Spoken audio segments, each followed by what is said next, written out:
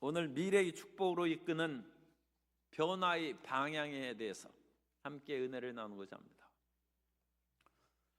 지금 우리가 어느 곳에 서 있느냐는 참 간단한 문제는 아닙니다. 그러나 우리가 지금 어떤 처지에 있든지 간에 그것보다 더 중요한 것이 있습니다. 그것은 우리가 어느 곳을 향하여 나아가고 있느냐, 우리가 어떤 방향으로 지금 나아가고 있느냐, 하나님을 향하여 나아가고 있는가, 아니면 세상을, 죄악을 향하여 나아가고 있는가, 그것이 더 중요한 것입니다. 지금 우리가 비록 고통과 좌절과 늪속에 빠져 있다 할지라도 하나님을 향하여 나아가면 구원자이신 하나님께서 우리를 건져 주실 것이고, 지금 우리가 아무리 평화롭고 행복하고 풍족하고 여유 있어 할지라도 우리가 세상을 향하여 빠져나가면 거기에는 필경, 파멸과 죽음이 기다리고 있는 것입니다. 그럼 우리는 우리가 변화하는 것이 모든 사람에게 다가오는 일이지만 이 변화 속에서 어떻게 긍정적이고 맑고 밝고 환한 쪽으로 변화되느냐, 그것에 초점이 있다는 것을 우리가 잊지 않아야 될 줄로 믿습니다. 그러므로 첫 번째로 우리가 가장 중요한 변화의 방향이 어떤 것인지 오늘 이 시간에 우리가 점검해 보는 그런 기회를 갖고자 합니다. 성 최후의 만찬을 그린 레오나르도 다빈치가 예수님의 제자들과 예수님의 모델을 구하기 위해서 오랫동안 심혈을 기울였다고 합니다. 예수님의 온화하고 인자하고 그 최후의 만찬의 위급한 상황 속에서도 한없는 하나님의 사랑과 평안함을 보여줄 수 있는 그런 모습을 가진 모델을 찾기 위해서 애를 쓰다가 찬양대에서 일하는 피에트로 반디넬이라는 사람을 보고 이 사람이야말로 예수님의 모델로 적합하다고 해서 그 사람을 모델로 써서 예수님의 모습을 그렸습니다.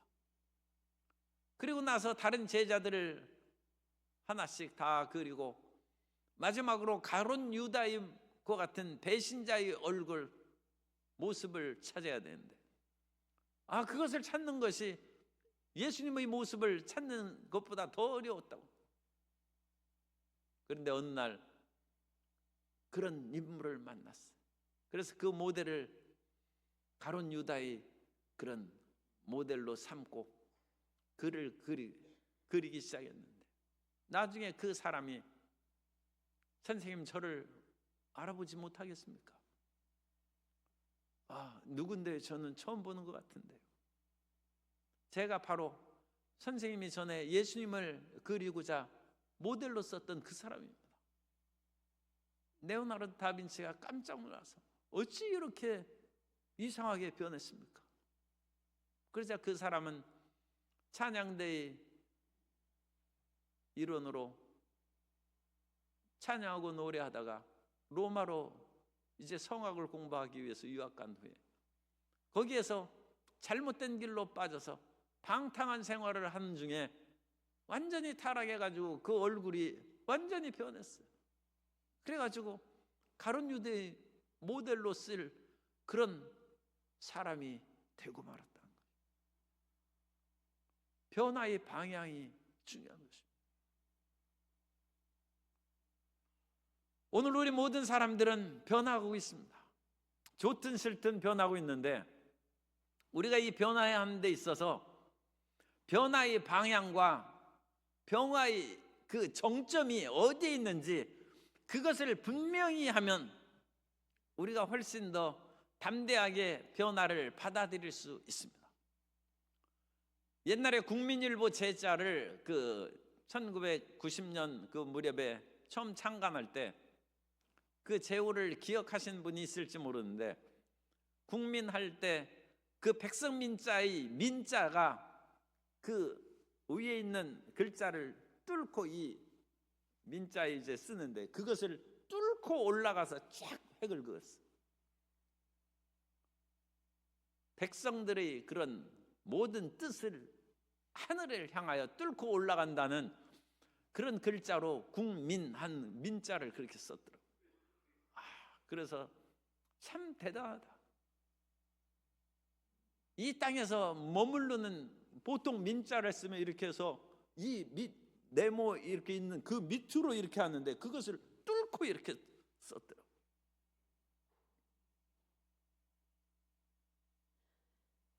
국민들의 뜻이 중요하지만 그 뜻보다 더 하늘을 향하여 치솟아 올라가는 그런 글을 쓰고 그런 보도를 하고 그런 논설을 쓰겠다는 국민일보의 의지가 느껴져서 참 대단하다고 생각했는데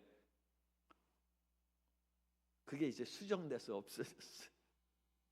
오늘날에는 그냥 평범한 백성민자로 그것을 바꿨습니다. 무엇이 좋고 나쁜 것을 떠나서 지금 우리가 함께 부른 찬송처럼 우리 인생길의 끝에 무엇이 있는가? 우리 2025년도의 목표와 내가 성취하고자 하는 그것이 2025년도에 국한된 것인가? 2025년을 뚫고 우리의 인생을 살아가는 이 지상에서의 삶으로 그 모든 것이 그칠 것인가? 아니면 그것을 뚫고 이 지상의 삶을 뚫고 영원한 삶, 예수님을 만날 때까지 삶으로 우리가 연결될 것인가? 그것을 한번 오늘 기도하면서 분명히 자신을 살피고 그 같은 생각을 우리가 고칠 것이면 고치는 시간 되시기를 바랍니다. 성도 여러분, 육체의 아름다운 때가 언제입니까? 28 청춘 아닙니까? 28 청춘은 28, 26, 16살이에요. 16살, 18살, 벌써 20살 넘으면 씨름 선수가 새로운 20살짜리가 힘이 솟아나가지고 천하장사를 이겨버려요. 인생의 절정을 육체에 두면 인생의 정점이 20세, 30세 넘어가면 인생은 쇠락하고 낡아지는 것입니다. 아무리 피부가 고운 사람이라 할지라도 30이 되고 50이 되는데 그것을 어찌 고칩니까? 온갖 그와 같은 화장품을 바르고 온갖 할지라도 그런 것들은 사라져버립니다. 옛날에 미인들이 중국에 있어서 그야말로 물고기다가 어느 날 막 헤엄치다가 미인을 보고 그냥 넋이 나가가지고 헤엄치는 것을 잊어버려가지고 물속에 빠졌어요. 빠져 죽었어요. 침수 서시라는, 서시가 얼마나 아름다운지 서시의 모습을 보고 물고기가 그냥 가라앉았어요. 침수.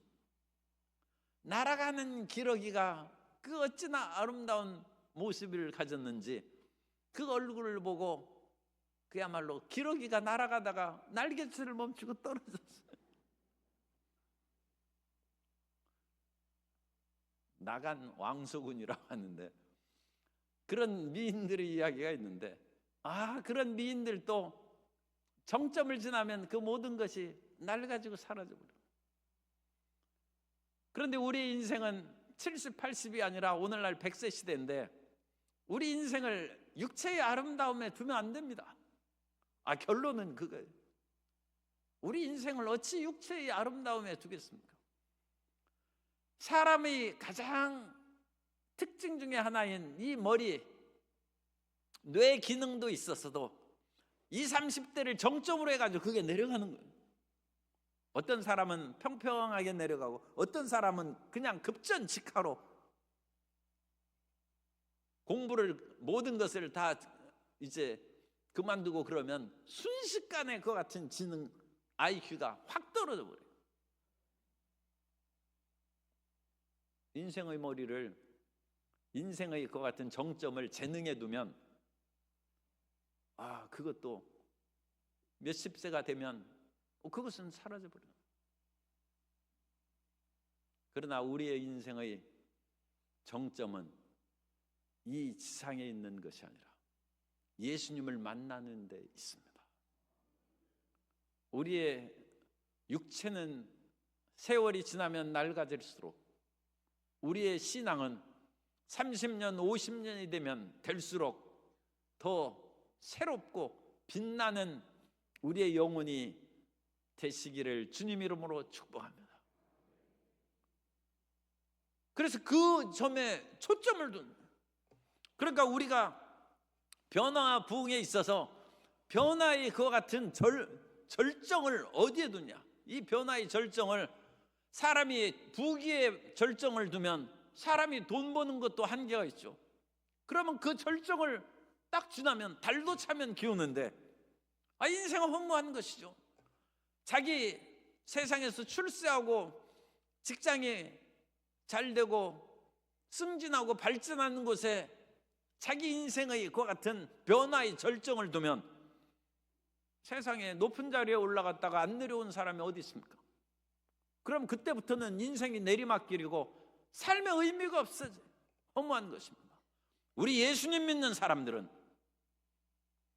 인생의 절정이 이 지상에 있는 것이 아니라 이 지상의 삶을 뚫고 예수님을 만나는 그 자리까지, 하늘나라에 있는 삶에 이르기까지 우리 인생은 아직 끝나지 않았습니다. 우리 성도 여러분은 2025년도를 더 힘차고 희망 있게 살아갈 수 있는 것은, 물론 우리 성도 여러분이 2025년에 더 많은 물질을 얻기를 주님 이름으로 축복합니다. 더 높은 자리에 오르기를 주님 이름으로 축복합니다. 그런데 그러지 못한 사람들이 많이 있어요. 왜냐하면 이미 정년 퇴직하고 뭐 해서 세월 지나가는 그런 나이에 이른 사람이 있어요. 그러면 나는 이 교회 와서 지금 그러면 오늘 변화와 부흥의 그와 같은 주제 가운데 무엇을 위해서 기도하느냐? 걱정하실 거 없습니다. 우리는 여전히 변화되어야 됩니다. 여전히 우리는 이 지상에서의 육신의 정욕과 안목의 정욕과 이생의 자랑에 마음을 뺏기지 말고 우리의 영적인 진보를 이루는 변화를 이루게 되시기를 주님 이름으로 축복합니다. 그것은 어린아이에게도 해당되는 것이고 젊은이에게도 해당되는 것이고 나이가 아무리 듣고 직장에서 은퇴했을지라도 우리에게는 해당되는 것이고, 우리는 주님 나라 갈 때까지 끊임없는 영적 진보를 이루어야 될 줄로 믿습니다. 그러므로 이 변화의 가장 핵심적인 초점은 육체의 변화와 성장에 있는 것이 아니라 영적인 성장과 변화에 있다는 것을 잊지 않게 되시기를 주님 이름으로 축복합니다. 물론 이 한 토막을 잘라서 우리가 이 지상에서의 살 동안에 우리의 습관도 변하고 우리의 생활 환경도 변하고 어린 자녀에게 있어서는 학문도 공부도 더 많아서 더욱더 지혜롭게 되고 모든 것이 풍요롭게 되는 한 마디의 그것을 생각하고 그 변화를 촉구하고 좋게 변하는 것을 목표를 둘 수 있어요. 그러나 이것은 한 마디에 불과합니다. 한 마디. 우리는 이 마디의 변화에 만족해서는 안 되고 이것을 뚫고 올라가서 주님 앞에 설 때까지 우리는 경계를 멈춰서는 안 되고 우리 마음을 안이하게 가져서도 안 되고 항상 아침마다 이제 회사에 출근하지 않는데 무엇을 할고, 가끔 저는 이제 계속 설교 준비하고 현직에 있으니까 그런 일이 거의 없습니다만 그래도 쉬는 날 그렇게 늦잠을 잔다거나 뭐 그렇게 하고 그러면 아침에 뭐 해야 되나 그런 생각이 들 때가 있어요. 그래서 제가 깜짝 놀랍니다. 이러다가 은퇴하면 내가 뭐 하고 사나?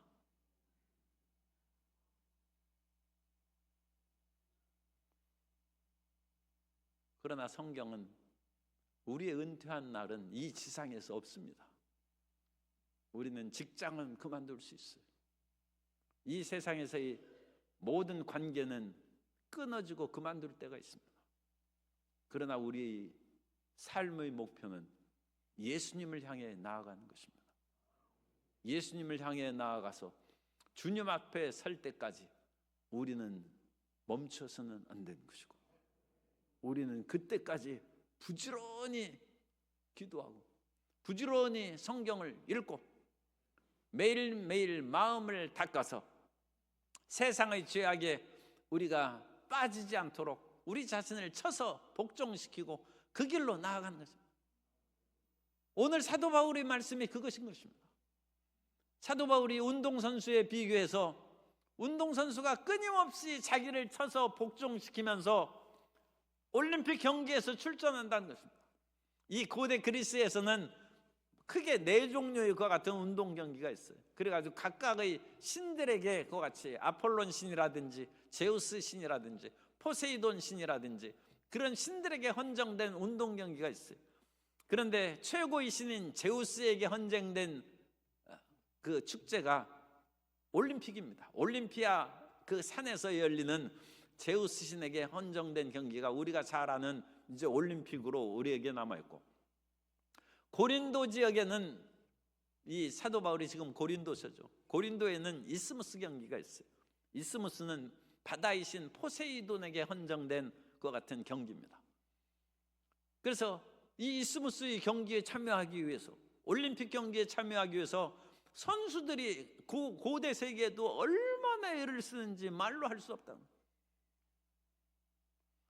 오늘날에는 금메달을 따면 거기에서 명예와 돈이 그래도 상당히 많이 이제 나옵니다. 여러 가지 혜택이 있고 또 국가의 위상을 빛냈으니까 국가에서 연금도 주는 거죠. 그런데 고대 세계에서는 월계가 하나 쓰여지고 이 월계수를 주는 데도 있고 소나무로 그것을 가지를 싸가지고 그것을 주는 것, 그야말로 거의 명예직이죠. 그런데도 불구하고 그 명예로운 그 자리를 자기가 올라서기 위해서 그 사람들은 그야말로 피땀을 흘리면서 연습하고, 얼마 전에도 그 자녀들에게 축구를 가르치는데 매질을 했다고 해가지고 그것이 뭐 고소 사건이 일어난 것이 뉴스에 나왔습니다만, 그 당시에도 이 젊은 어린 자녀들에게 운동을 시키면 하기 싫죠. 얼마나 힘듭니까? 자기 체력의 한계를 뛰어넘어야 체력이 증가하는데, 그러니까 그것을 잘못하면 부작용이 생길 수도 있어요. 그러니까 그걸 지혜롭게 해서 항상 자기 한계를 조금씩 뛰어넘어가야, 그래야 증가되는 거예요. 그래야지 자기 체력의 한계 안에서 하면 그것은 더 이상 발전이 없는 거예요. 그런데 그것을 뛰어넘으려니까 얼마나 힘들고 그야말로 피땀이 나는 것이죠. 그래서 매질을 한다. 매질을 하고 또 날렵하게 달리기 위해서 먹고 싶은 밥을 안 먹는 거예요. 음식을 절제시키고 운동하고 많이 먹고 그러면 몸은 건강해질지라도 몸이 무거워지면 날렵하게 뜀뛰기를 못하죠. 그러니까 밥을 일정량 안 주는 거예요. 잠을 재우지 않고 혹독한 훈련을 그와 같이 시킨다는 거죠. 그런데 그 혹독한 훈련을 시키고 올림픽 경기라든지 고린도에서 주최하는 이스무스 경기에 참여해서 그 결과는 뭡니까? 썩어질 면류관이라는 거예요. 월계수관을 이제 그리스의 성지순례 가면 거기에서, 요즘에는 이제 하기가 어려울 거예요. 옛날에는 그 월계수, 이게 월계수 나무라고 해가지고 그걸 꺾어가지고 그 우리 순례팀에게 머리를 씌워주는 그런 것이 있습니다. 그런데 그렇게 나뭇가지를 함부로 이제 꺾어서 되는지 모르겠어요. 그냥 금방 시들어버려요. 월계수 써가지고 그거 뭐 쓰고 다니는 사람도 없거니와 뭐 그거 써가지고 뭐 10분 20분 지나면 시들기 시작하고 1시간 되면 그것은 볼품없이 낡아집니다. 썩어질 면류관입니다. 그러나 우리는 썩지 않는 면류관을 얻기 위해서, 시들어버리지 않는 면류관을 얻기 위해서, 그리고 이 지상에서 버려지는 면류가 아니라 영원히 남아있는 면류관을 위해서 우리가 변화되어야 될 줄로 믿습니다. 그러므로 우리의 변화의 핵심적인 것을 이해해야 됩니다.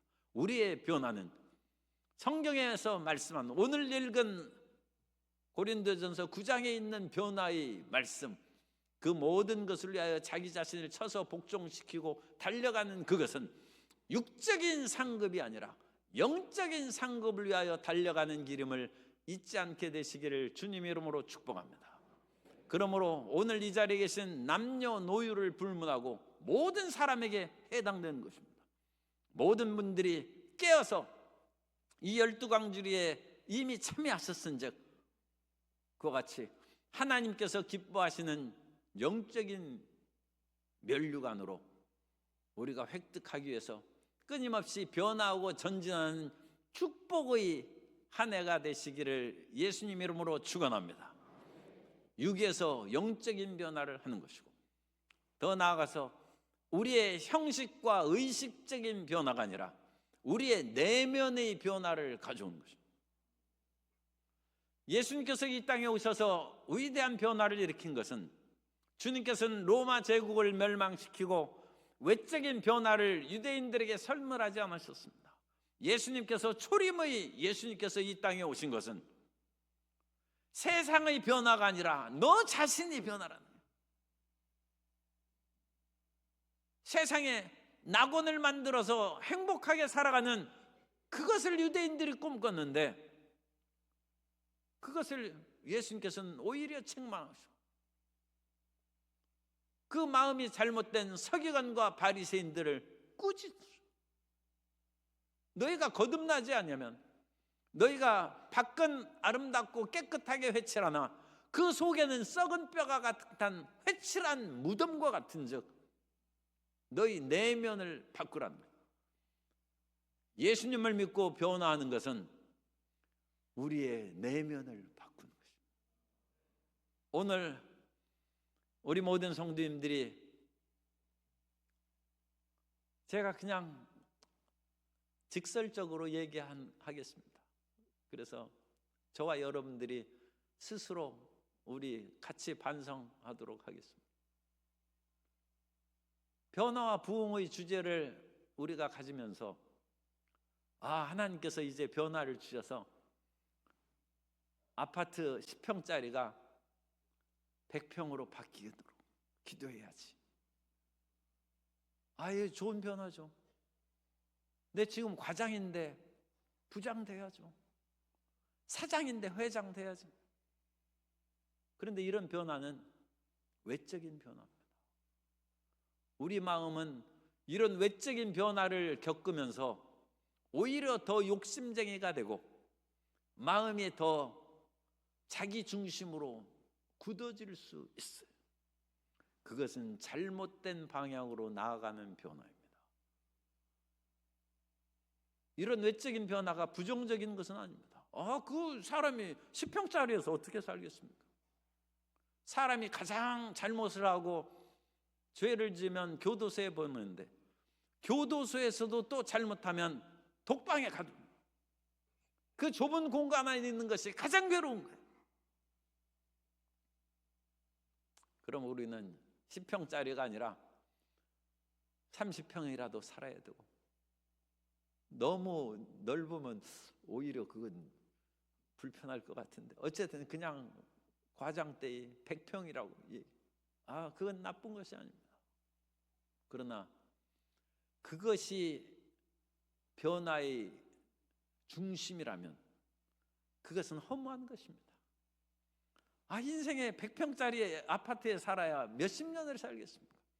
그리고 그 모든 것들은 지나가 버리고 마는 것이고, 느부갓네살 왕이 바벨론의 큰 성읍을 보고 이것이 내가 이룩한 이 위대한 업적이 아니냐 소리쳤을 때 하늘의 순찰자가 내려와서 그의 정신을 약간 마비시킨 즉 그가 소처럼 풀을 뜯고 손발톱이 독수리 발톱처럼 길었다고 했습니다. 그러다가 느부갓네살이 하늘을 우러러보며 제정신이 돌아와서 이 모든 나라의 권세와 다스림의 능력을 주신 것은 내게 있는 것이 아니라 하나님께 있다. 그러므로 우리는 외부적인 변화도 우리는 필요합니다. 그런데 그 필요한 것은 어느 정도 필요합니다. 수많은 사람들이 교회에 몰려오는 것처럼 목회자들이 꿈꾸고 소망하는 것이 어디 있겠습니까? 그런데 수많은 사람이 몰려왔을 때 그 속에 온갖 그런 가짜들과 모조품들이 많이 있어요. 그런 것은 헛된 것입니다. 그건 쭉정이 불가한 것이고, 그런 것으로 인하여 오히려 믿음의 진실함을 찾고자 하는 사람들이 아니 교회가 어찌 이러같이 소란스러운고 하면서 실망할 수도 있어요.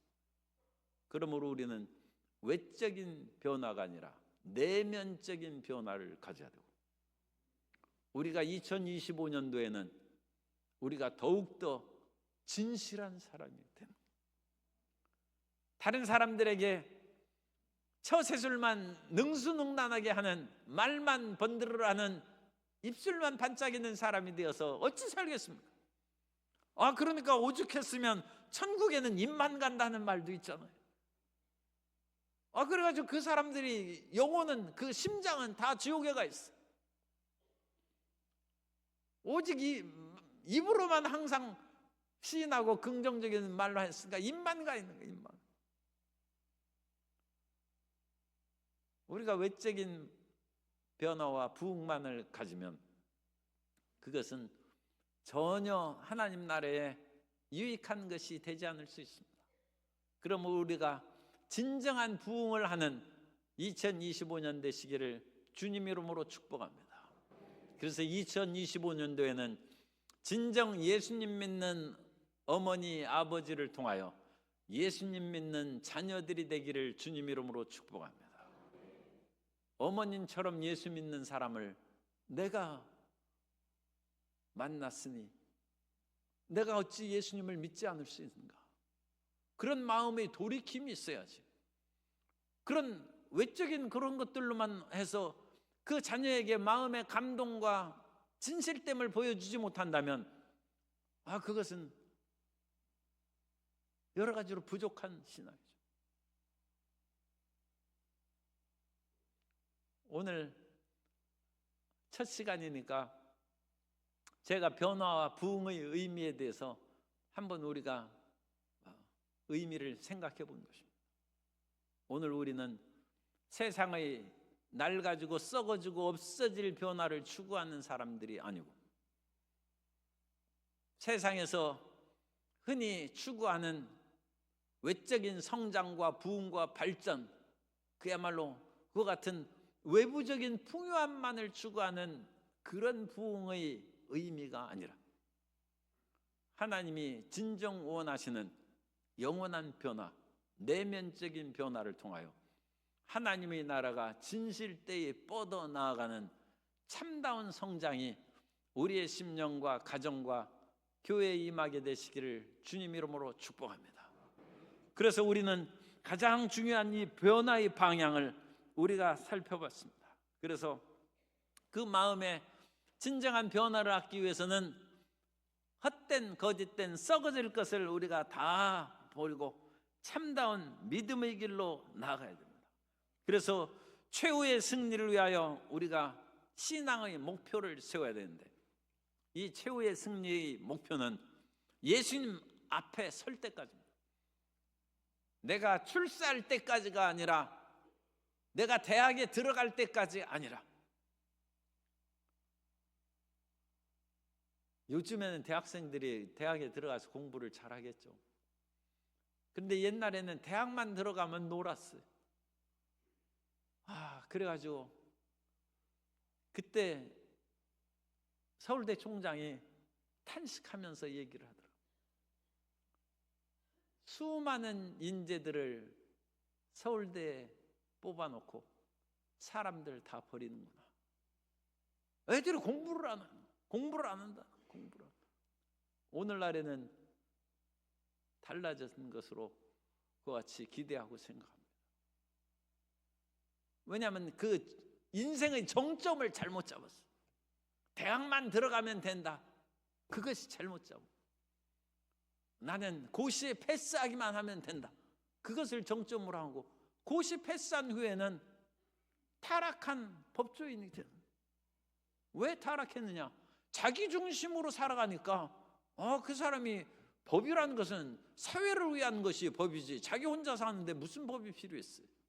그건 사회를 위한 법인데 자기 중심으로만 법을 이리저리 이현령 비현령이죠. 이리 되고 저리 되니까 그것은 정점을 잘못 잡은 거예요. 내가 법을 공부해서 고시를 패스한 후에 이 나라가 정말로 법치국가가 되고 질서와 정의가 살아있는 그때까지 나는 계속 공부하고 쉬지 않겠다. 그것이 진정 법조인 아닙니까? 의사 돼서 돈방석에 앉으면 그게 의사입니까? 정점을 잘못 잡은 것이죠. 나는 이 세상에 아픈 사람이 하나도 없을 때까지 연구하고 백신을 개발하고 그렇게 살아가겠다. 그게 진짜 의사. 너무 제가 이상적으로 얘기를 하는데 우리 의사하고 법조인 얘기는 뭐 그만하고 우리 얘기만 하도록 하겠습니다. 우리 얘기를 하면 무엇이냐? 우리가 이 땅에서 잘 되고 잘 먹고 사는 것이 신앙인의 정점이 아니라는 거예요. 우리가 그것을 다 알고 있는 사실입니다. 그런데 우리가 그것을 망각하고 이 땅에서 조금 어려운 일이 생기면 하나님 어찌하여 이런 시련을 주십니까? 하나님이 내가 시련을 겪어야 내 앞에 설 때 정금같이 빛날 것 아니냐? 운동선수가 자기를 쳐서 복종시키고 연습하지 않으면 어찌 메달을 따겠습니까? 우리는 이 세상의 썩어질 메달을 따는 사람이 아니라 주님 앞에 서서 메달을 딸 사람인데 그 메달을 따기 위해서 어려움과 시련 그것을 뚫고 나가는 거예요. 흔들리지 않는 믿음으로 살아가는 거예요. 어떤 참사 사건이 나가고 어떤 비탄과 괴로움이 나가도 흔들리지 않는 거예요. 어떤 사람이 왜 무안의과 같이 참사 사건이 일어났는가? 청주도 있고 부산도 있고 공항이 여러 개 있는데 수상한 거 아니냐? 그런데 또 어떤 사람은 그렇지 않습니다. 오늘 장로님이 기도하신 것처럼 6.25 일제, 6.25 광주 학생운동 그리고 5.18을 겪고 인내하고 견딜 수 있는 사람에게 시련을 준 것입니다. 다른 지역은 견딜 수 있는 사람이 이것도 또 나가면 안 되는데 우리끼리 하는 얘기. 다른 사람들은 그런 시련을 견딜 만한 힘이 없어요. 할 수 없이 이 나라에 잠시 정쟁을 멈추고 정신 차리도록 하는 어떤 일이 필요한데 그래도 감당할 수 있는 사람이 여기밖에 없다. 그것은 옛날에 장애인의 부모님이 그야말로 그 훌륭한 신앙인이었어요.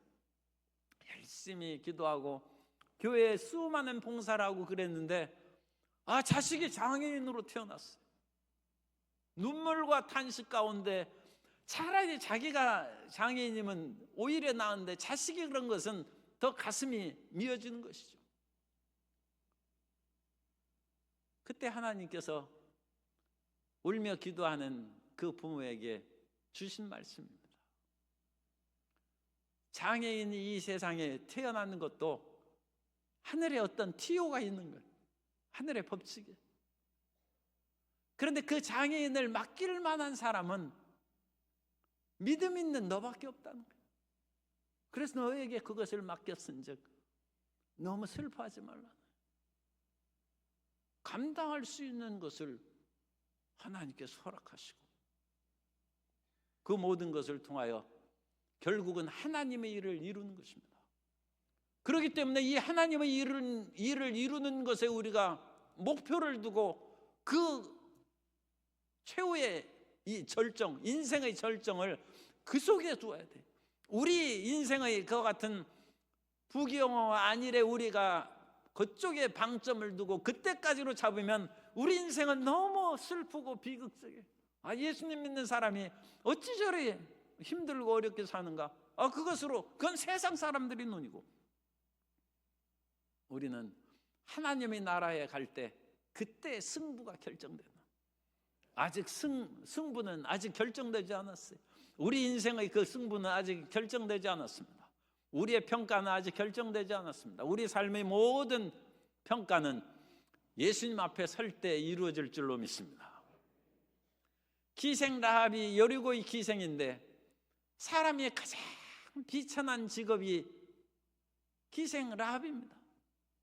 아니 어찌 인생이 그와 같이 비참하게 그 속에서 살고 있느냐. 그런데 그 비천한 기생 라합을 통해서 하나님께서는 여호수아가 보낸 정탐꾼 2명을 감추어두게 하시고 그로 말미암아 여리고성을 무너뜨릴 수 있는 그 길을 열어주시고 하나님께서 그 사명을 감당한 기생 라합에게 선물을 주셨어요. 물론 그 선물은 이 지상에 있으니까 주님 나라에 있을 때의 그와 같은 완전한 선물보다는 미치지 못한 것입니다만 그래도 이 땅에 살아갈 때에도 기생 라합에게 은혜를 주셔서 정탐꾼인 하나인 살몬과 결혼했어요. 그래서 기생 라합과 살몬이 결혼해서 낳은 아들이 보아스입니다. 그리고 보아스는 또 그야말로 비참한 인생을 살 모압인 룻과 결혼해서 오벳을 낳고 오벳은 이새를 낳고 이새는 다윗 왕을 낳으니라. 다윗 왕의 고조 할머니가 기생 라합입니다. 다윗 왕의 증조 할머니가 모압 여인 룻입니다. 왜 인생이 저렇습니까? 그 사람에게 하나님의 위대한 일을 이루기 위한 것이다. 오늘 우리가 어떤 변화를 만날지라도 그 변화의 정점을 이 세상의 물질에 두지 않게 되시기를 바랍니다. 그 변화의 최고 절정을 권력을 잡는 것에 두지 않기를 바랍니다. 그 인생의 변화의 최전령을 내 맘대로 부귀영화를 누리는 곳에 두지 않게 되시기를 바랍니다. 내 마음대로 하고 싶은 대로 다 한 그 사람이 솔로몬입니다. 수많은 비빈 처첩을 두고 자기 눈에 원하는 것을 금하지 않고 살아온 솔로몬은 내 인생 슬프다는 것입니다. 왜 슬픕니까? 하나님을 경외하는 데서 벗어났기 때문이고 결국은 전도자는 하나님 경외하는 것을 배우는 것이 인생의 본분이라는 것입니다. 인생의 절정이 부귀영화를 누리던 그 옛날이 좋았어. 그것이 인생 절정 아닙니다. 내가 최고의 지위에 있던 그때가 내 일생의 절정이다. 그것은 어리석은 사람입니다. 우리 인생의 절정은 예수님 앞에 설 때입니다. 예수님이 설 때까지 우리가 변화되고 전진해 나아가야 될 줄로 믿습니다. 그 모든 일을 우리가 행하기 위해서는 우리는 끝까지 용기와 돌파력을 잊지 않고 전진해 나아가야 돼. 그리고 우리 마음이 연약해서 끊임없이 우리 마음 가운데 시련이 다가옵니다. 그러나 그 시련 가운데 가장 우리가 열매를 거둬야 될 것은 인내와 절제입니다. 모든 것을 오래 참고, 그래서 사랑과 희락과 화평, 그건 하나님에 대한 것이죠. 하나님을 끝까지 사랑하는 그런 마음으로 오래 참음과 자비와 양성, 그 다음에 우리가 다른 사람과의 관계에서는 끈질기게 오래 참아야 되고, 충성과 온유와 절제, 그건 자기 자신에 대한 성령의 열매입니다. 마지막 열매는 절제입니다. 절제. 우리가 예수님 앞에서 만날 때까지 변화의 이 절정을 우리가 잘 잡아야 돼요. 대학 들어가는 것이 내 인생의 최고 꽃이다. 결혼하는 것이 내 인생의 최고 꽃이다. 내가 부장으로 아니면 재벌 회사의 임원이 되는 것이 꽃이다. 군인으로서는 별다는 것이 내 인생의 절정이다. 그거 다 틀렸어요. 우리 예수 믿는 사람은 그렇게 잡으면 안 됩니다. 우리 예수님 믿는 사람은 이 모든 것은 주님을 위하여 봉사하는 지나가는 일들이고, 이 사회에 봉사하는 지나가는 일들이고, 우리 인생의 절정은 우리 인생 길의 끝에서 예수님을 만날 때 착하고 충성된 자와 잘하였도다. 그 말씀을 들을 때가 우리 인생의 절정인 것입니다. 그때는 우리가 육체 밖에 있을 때에도 우리 인간은 육체의 생명이 있는 것이 아니라 영혼의 생명이 있으므로 모든 기억을 그대로 가지고 주님 앞에 나아가게 될 줄로 믿습니다. 그때까지 이와 같은 용기를 잃지 아니하고 그 모든 것을 돌파해서 전진하는 하나님의 자녀가 되어야 될 줄로 믿습니다. 그리고 그 일을 이루기 위해서 끈질기게 기도하자. 기도하면서 결코 낙심하지 말라는 것입니다. 누가복음 18장 5절 이하에 보면 이 과부가 나를 번거롭게 하니 내가 그 원한을 풀어주리라. 그렇지 않으면 늘 와서 나를 괴롭게 하리라 하였느니라. 주께서 또 이르시되 불의한 재판장이 말한 것을 들으라. 하물며 하나님께서 그 밤낮 부르짖는 택하신 자들의 원한을 풀어주지 아니하시겠느냐? 그들에게 오래 참으시겠느냐? 내가 너희에게 이르노니 속히 그 원한을 풀어주시리라. 그러나 인자가 올 때 세상에서 믿음을 보겠느냐 하시니라. 기도의 정점은 인자가 오실 때까지입니다. 우리는 지금 기도응답의 절정을 문제 해결하는 데 두고 있어요. 그래서 내 문제가 해결하고 질병이 고침받고 자녀가 대학에 들어가고 승진하고 좋은 일이 있는, 그게 기도 제목이에요. 그러나 그것은 지나가는 과정이고 우리 연단이에요. 기도 연단입니다. 그것을 통하여 더 크고 원대한 기도 제목을 갖고 주님 오실 때까지 기도하고 부르짖는, 기도를 멈추지 않는 하나님의 백성들 되시기를 주님 이름으로 축복합니다. 오늘 우리는 변화될 일이 아직 얼마든지 남아있어요. 사실은 제가 오늘 이 말씀을 이렇게 길게 안 하려고 했습니다. 그런데 한 달 전에 어떤 일이 있었어요. 그분이 기도 제목을 줬는데 제가 기도를 하면서 생각을 했습니다. 그분이 지금 나이가 이제 70이 가까운데, 아니 몸이 회복돼도 청춘의 회복이 될 것인가? 그분이 퇴직했어요. 아니 돈을 벌어도 얼만큼 또 돈을 벌게 해줘야 될 것인가? 세상의 아름다운 것을 누리고 살 수 있는 그런 것도 젊을 때가 즐겁고 좋죠. 그래서 그런 것들이 보니까 인생의 그 같은 꽃다운 정점의 그 기준으로 보면 다 지났더라고요. 그래서 제가 좀 마음이 너무 안타깝고 아팠어요. 주님, 무엇을 위해 회춘해달라고 기도해야 됩니까? 다시 청춘을 돌려 그런 일을 해달라고 기도해야 됩니까? 주님, 그분을 위하여 무엇을 기도합니까? 그때 주님이 깨닫게 해주신 것이 오늘 드린 말씀입니다. 너는 정점을 잘못 생각하고 있다. 인생의 정점은 그런 즐겁고 젊고 풍요롭고 하는 그것이 정점이 아니라 내 앞에 설 때 너가 떳떳하고 담대하여 칭찬을 받는 그 자리에 있는 그것이 인생의 절정이요 정점에 서는 것이다. 그때까지 믿음이 흔들리지 않도록 그분을 위하여 기도하는 것이 너희 기도 제목이고, 하나님, 내가 힘이 없고 낡고 모든 직장이나 그런 것에 벗어났을지라도 나는 옛날처럼 기도합니다. 난 옛날처럼 더 일찍 일어나고 하나님 앞에 정직하고 사람 앞에 부지런히 나아갑니다. 그 길로 나아가는 우리 인생에 항상 희망과 빛이 있게 하여 주옵소서. 우리 주인이 되신 예수님 앞에 영원히 올바른 방향으로 변화하여서 하나님의 기뻐하시는 영적이요 내면적인 부흥과 성장을 이루는 우리 모든 성도님 되시기를 예수님 이름으로 축원합니다.